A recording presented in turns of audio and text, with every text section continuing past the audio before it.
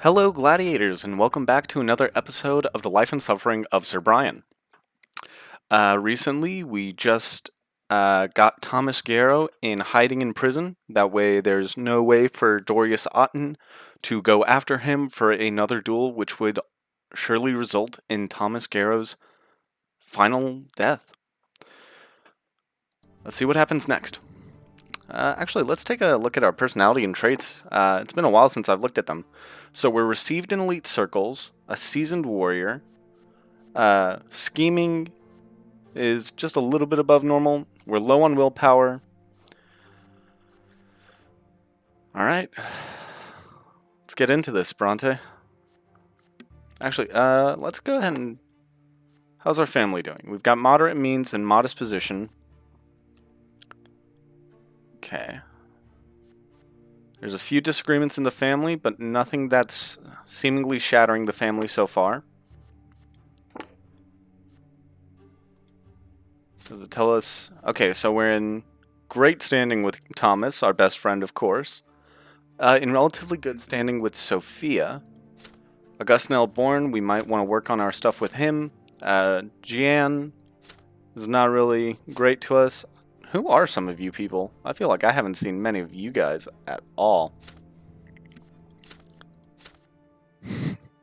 Carlo. Jose El Pelletier, that was the creepy dude that hit on our sister at a party. The current Archduke, he's not happy with us, but hey, we with his daughter, so that's not bad. It's gonna be, feels like a interesting family reunion. Man, why do I feel like this map is gonna be important real soon? So there's still a struggle for power. Patriarch is Cassius. The church is still in the middle of a schism. Wealth of Magra is still okay, but there's some disorder going on here. Alright, Thomas. Let's see what happens to us next. Okay. These were already applied. Okay, so we didn't lose too much. I was worried that our family just dropped down to 4. I was like, oh no, we really need to start changing some stuff up. You have been entrusted with a case against the noble and influential Archnine, the High Commander of the province. He is accused of violence against his own legionnaires.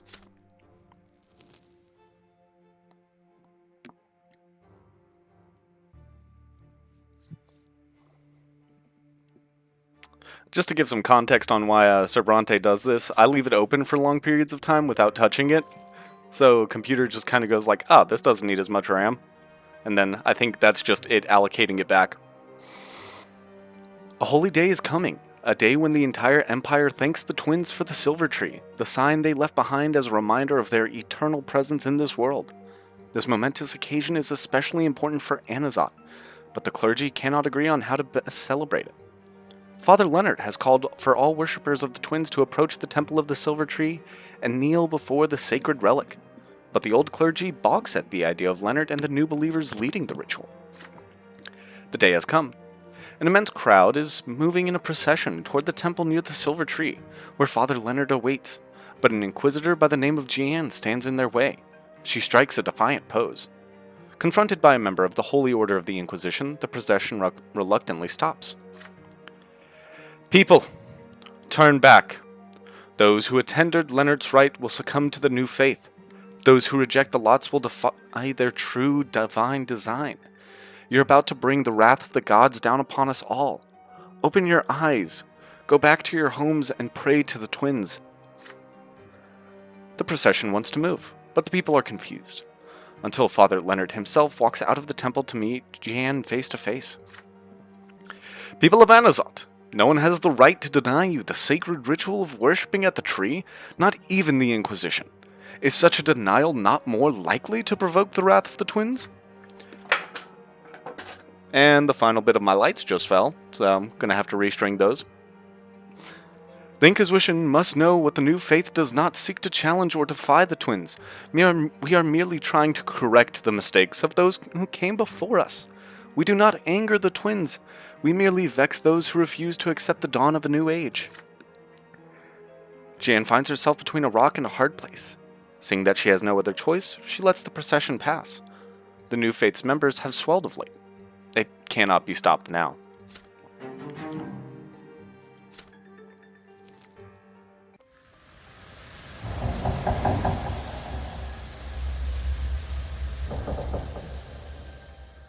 Today is an important holiday.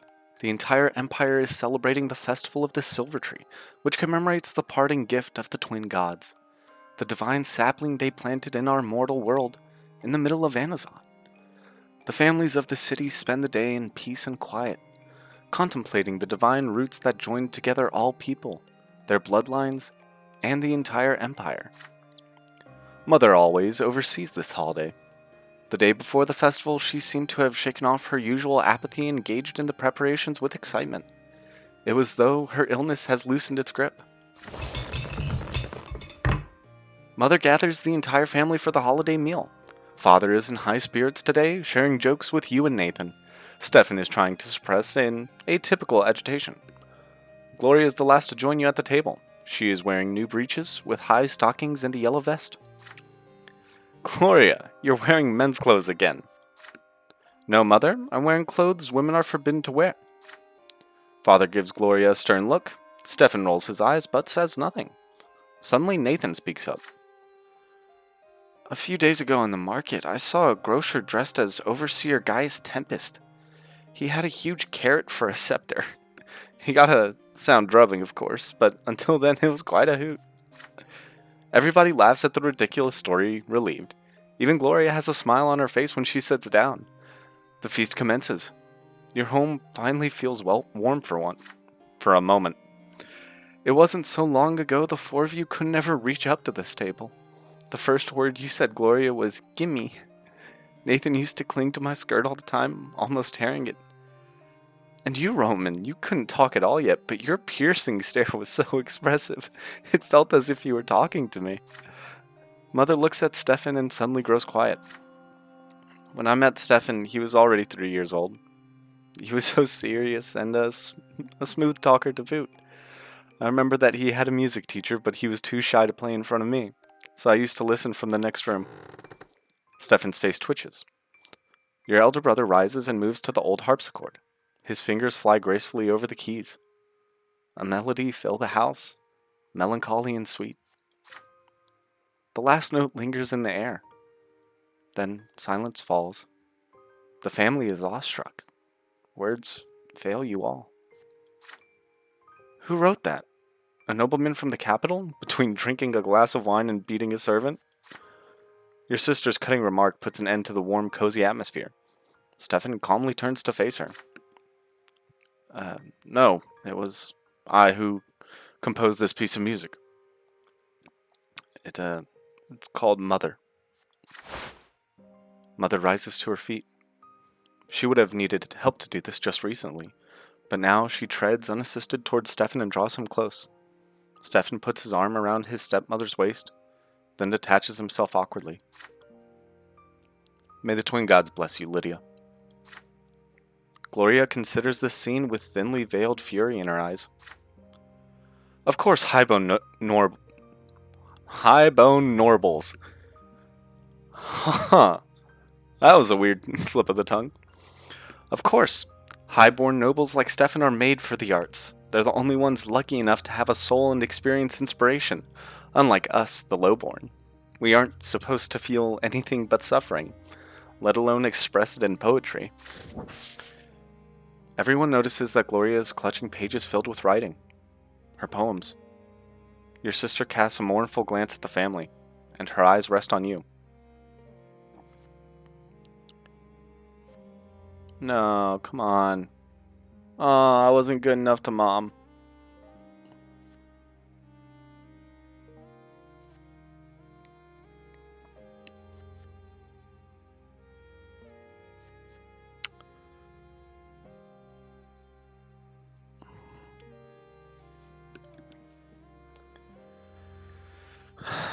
Okay, so now we're starting to get to the part of the story where it seems like we need really high scores for even the simple ones, because we've only got, we've still got affection with our mother, but Not enough to help this to happen now.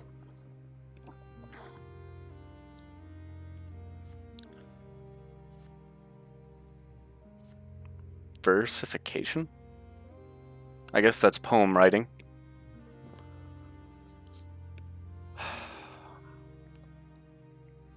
But today is a special day. Gloria, I'd like to hear your poetry.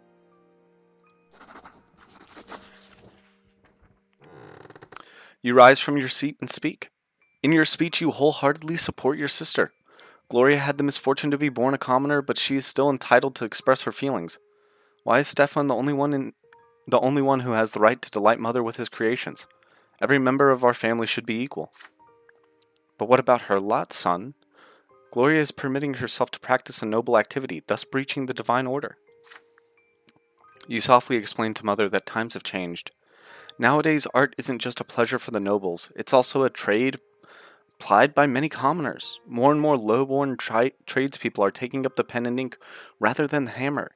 This is now their labor and their suffering. Mother lets out a heavy sigh, but yields to the onslaught of your inspired speech. Emboldened by your support, Gloria steps into the center of the room. Her eyes are fixed on Father. A stranger and a bastard I am called. I am, but still I long for you to say that I am yours and melt the icy cold that burns within my heart both night and day. My mother and my brothers all are near, but I feel cold as though we were apart. Ashamed yet still compelled to make you hear, I long to hold you closely to my heart. I am a stranger, 'tis my only crime. Forgive me, oh, but mercy is forbidden. I hope you'll see, if not forgive in time, my bitter love, both joyous and well hidden. Father stares at her in bewilderment. Gloria, Stefan springs to his feet and leaves for his chambers, slamming the door behind him. I don't feel so well. Nathan, son, please help me to my room. Mother leaves the room leaning on Nathan's arm. The celebration is cut short.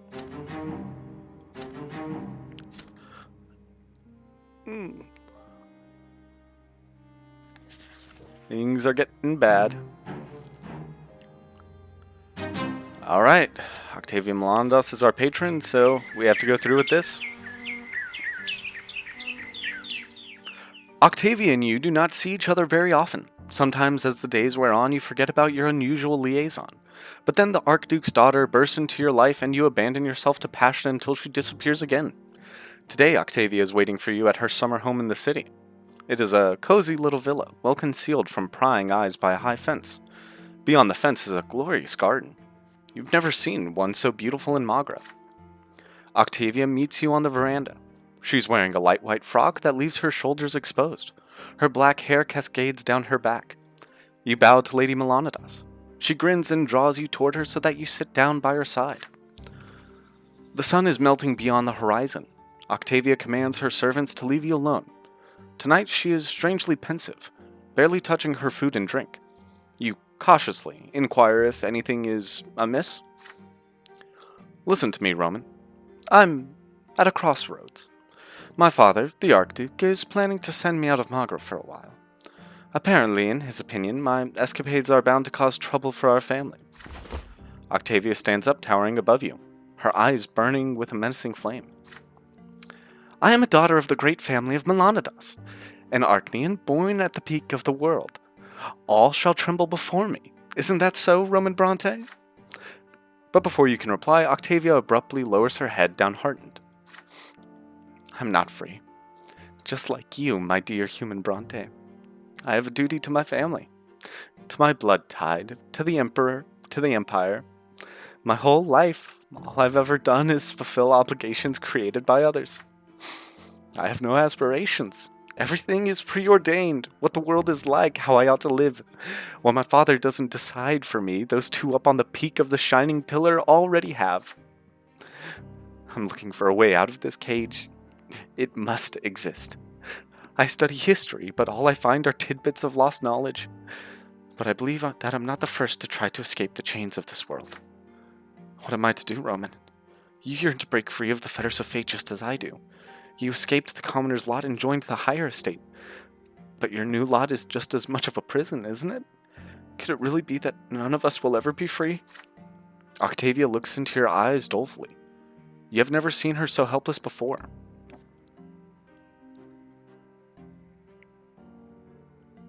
This could be interesting. We haven't gone close to her.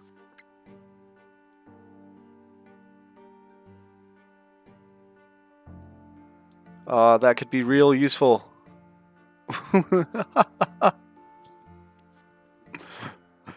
Hey, baby, I know you're going through a crisis of identity, but, you want to just take this to the bed? Okay. Let's see. So this is career and reputation go up. Reputation is important for us. Right now, our career, I think, is hanging by a thread. If I could only find the page that holds career. There we go.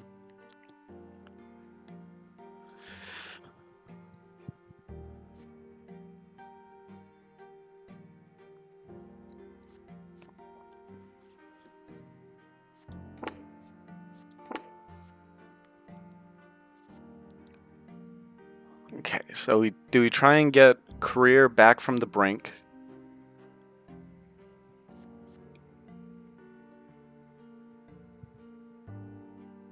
Or do we try and get willpower back?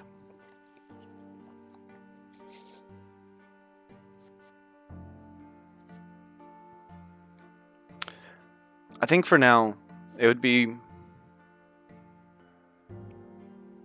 We've never quite cared too much about this, so I think...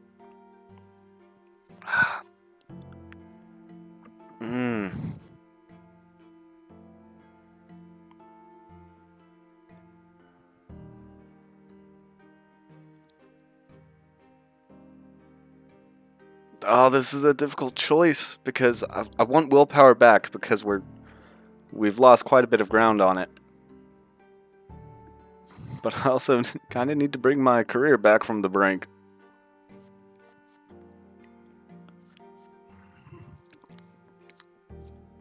Let's see.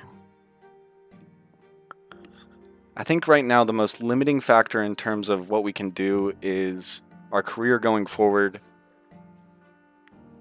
because we're only one step away from ruining quite a bit. So I think... But my Brante's not that selfish. Someone's having a crisis of identity and just crisis. I think he would try to be more than happy to help. So let's go with we share our revelation when we first died.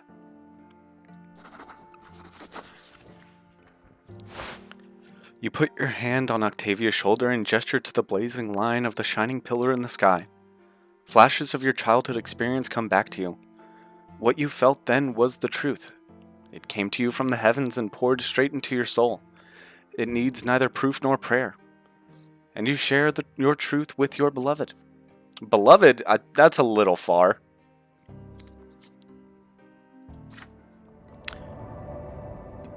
Your existence is a gift from the twin gods. You are creations of their will.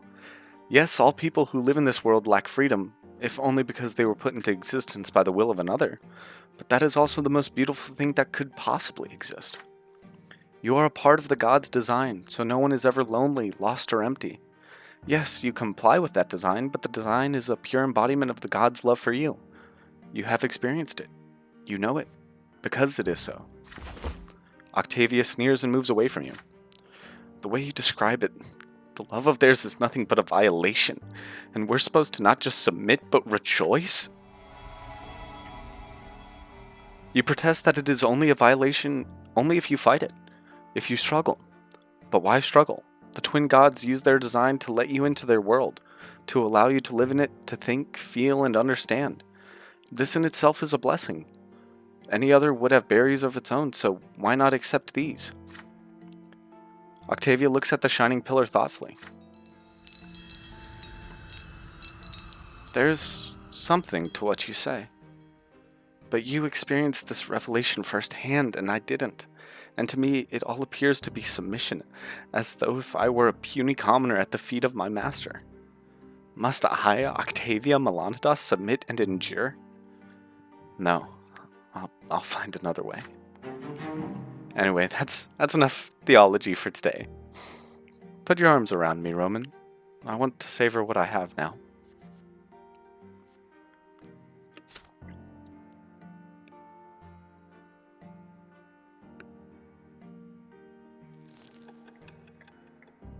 Oh no, we're halfway through.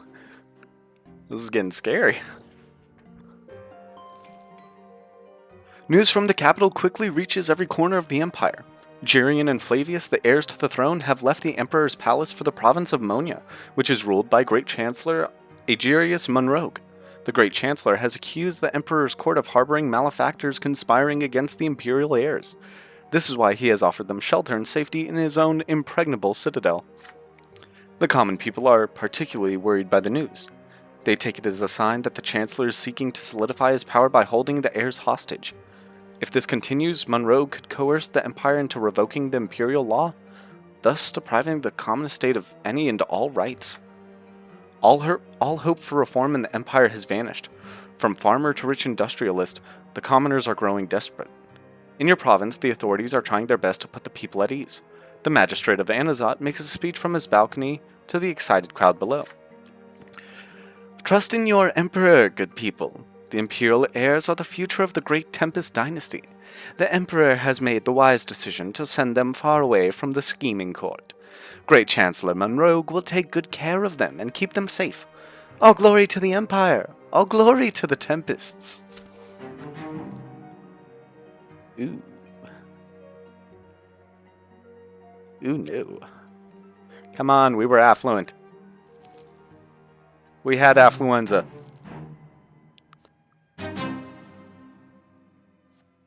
Knight of the Serpents? Wait, what? Oh, the family hasn't fallen apart. Okay, I was worried. Examine possible chapter endings to check which way you are headed.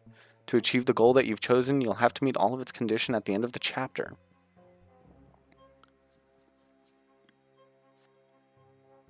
Okay, so we've already got justice pretty high. We haven't betrayed him. We're a protector of the people. Oh, we might be able to do this.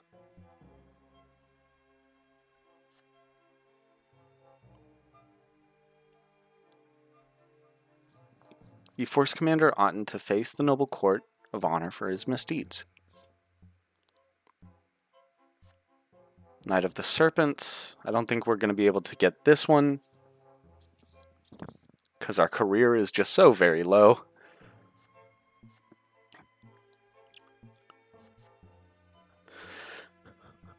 This one looks like we might be able to do. We've got justice pretty high, or is it justice can't be too high in this? We haven't betrayed Augustin, and we are protector of the people. But we could go with true death. That's, ooh. I'm scared of that one. You are walking up the marble stairs that lead to the doors of the prefecture. The sword of the younger twin, carved from stone, looms above the doors, just as the case of Dorius Otten now looms over you. Preparing this case will take many long months, or even years. The words of Prefect Elborn are evidence enough of that. And time and again you will ask yourself, are you ready to see this case through to the end? Father meets you at the stairs, and judging by the dour look about him, news of your most recent case has already reached him. Son, I didn't want to discuss this back home. Elborn is our friend, and I stand by him at all times, but he's dragged you into something that is far too dangerous. I'm not going to repeat your grandfather's mistakes, so I won't tell my son how to live his life or what to do. But I ask you to please consider our family. Would it be worth it to let us come to harm even if the triumph of justice and law is at stake? There are already rumors at the prefecture. They say you're getting ready to summon a highborn Archne into court. Soon these rumors will spread beyond the prefecture walls. You and I are both Brantes. Perhaps we ought to stay away from something so dangerous. Some battles are too ugly for us to win. You can always slow down the process and bide your time with routine paperwork. Avoid attracting unwanted attention. This way, your career and our family honor would not be at risk. Trust me in this, son. Rather than making a selfless sacrifice, we can achieve far more through tireless service for the good of the law. You promise, Father, you will consider his words. You say goodbye and return to your office. You are at a crossroads. If you are to make any headway in the case against Otten, you have to start now, while the trail of his misdeeds is still fresh. You have little first-hand knowledge of Otten's criminal wrongdoings, only Thomas's stories and what you have seen for yourself. Turning this case into a trial requires far more evidence than that. Your friend could be the key to the entire case, if he can help you find the other men who have suffered under the remorseless Archnean. But Tomas is a hunted man. He has every reason to lay low and steer clear of the courthouse. If Thomas can put you in touch with other victims and witnesses among the soldiers and officers of the Legion, perhaps you could gather evidence yourself. But the Legion may meet a lone outsider such as you with too much resistance. Things might get ugly. You consider your options. Apart from Thomas, who else could help you gather compelling evidence against the commander? Otten is an Archnean from an ancient dynasty. Anyone involved will hold their tongue no matter what. The way things are right now, not a single soul would risk angering the Ottens to aid a middling judge from an unknown family. Unless an even more highborn Archnean chooses to support your cause. Gaius Tempest, the Imperial Overseer of Magra, the Emperor's own brother. Every aristocrat in the province knows he detests Dorius Otten for remaining loyal to Archduke Melanidas. Ensuring the Overseer's support would increase your authority greatly, and give you a chance to gather evidence against Otten without Thomas lifting a finger. But the Imperial Overseer is one step above the Prefect, your immediate superior. You can only address Gaius Tempest directly if you keep it a secret from Elborn. Communicating directly with the Overseer of the province means defying your loyalty to Elborn. Are you willing to do this? Puzzled, you start pacing around your office. It's time to decide how you will begin this case.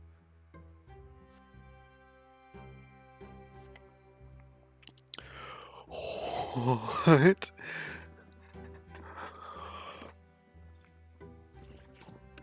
How does this cause death?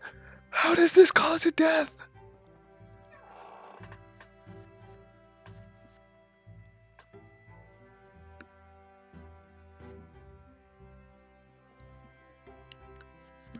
Wait, why can't we do this one? He's in hiding right now. But, hey, question, how does this kill me? In what turn of events happens where... Do I, like, go challenge him to a duel and just accept death myself? What is this? I'm not going with this one. But, so we've already got Protector of the People, and we've already got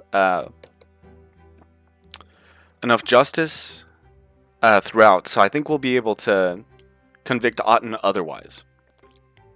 We've got the trust of the people on our side, so we're going to go with this one, get our career back from the brink and gain willpower in the process. The case against Commander Otten is too much of a risk. I dedicate myself to other cases at the prefecture instead. Oh wait, puzzled, you start pacing around your office. It's time to decide how you begin this case. Depending on what you choose, the case against Otten could lead to unprecedented success, or end your career, or even your very life.